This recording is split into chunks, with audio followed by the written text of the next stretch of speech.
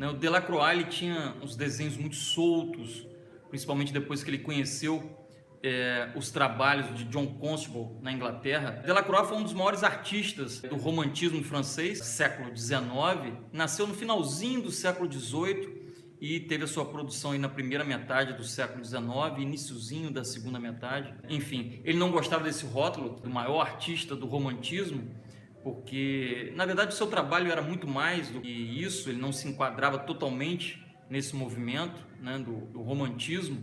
Ele tinha aspectos clássicos e isso o Delacroix gostava de enfatizar. Ele recebeu muita influência do Guericó e aí com a morte do Guericó ele realmente assumiu de maior artista francês do romantismo, do movimento romântico. Enfim, ele viajou à Inglaterra e conheceu o trabalho de Constable, John Constable, e também do William Turner, contemporâneo de Constable, ali como os maiores paisagistas ingleses de todos os tempos, precursores aí, impressionistas franceses. E o Delacroix, ele bebeu nessa fonte aí também das pinturas soltas e dos desenhos, né, soltos, principalmente do Constable.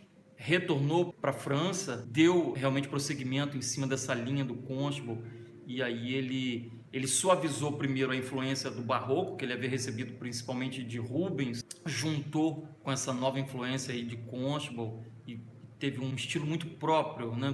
O trabalho dele tem muita propriedade, que ele viajou para o norte da África, se encantou principalmente pelo Marrocos, né? Lá ele teve contato com animais selvagens, os animais africanos, e leões, enfim, e ele desenhou muito, preencheu cadernos e mais cadernos de desenhos lá na África, e depois ele levou isso, esse desenho muito solto, principalmente a lápis, a sanguínea, a aquarela, fez muito esboço em aquarela, né, nesses cadernos, preencheu muitos cadernos e levou isso depois para suas telas, né, grandes telas, e retratar os animais em seus trabalhos o ajudou muito para uma coisa muito importante no trabalho dele, para uma característica muito forte do trabalho de Delacroix, que é o estado de exaltação. Isso é romântico, sabe? Isso tem tudo a ver com o tempo que ele vivia ali na França, na primeira metade do século XIX.